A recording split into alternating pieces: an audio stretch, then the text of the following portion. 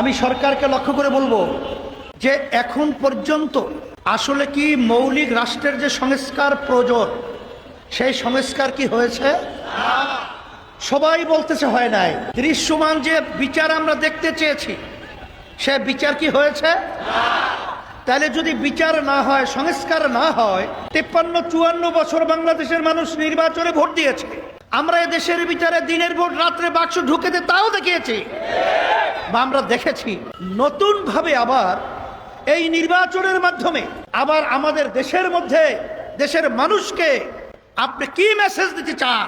আবার সেই স্বৈরাচার আসবে, আবার সেই চাঁদাবাজ আসবে, আবার সেই মায়ের কোলগুলো খালি হবে, আবার আমাদের বাংলাদেশের সন্তানগুলো এতিম হবে, আবার বাংলাদেশের মানুষগুলো পঙ্গু হবে, আমাদের দেশের টাকা বিদেশে পাচার হবে, আয়নাগর তৈরি হবে, পিলখানে হত্যা হবে। এটা বাংলাদেশের মানুষ আমরা আর দেখতে চাই না।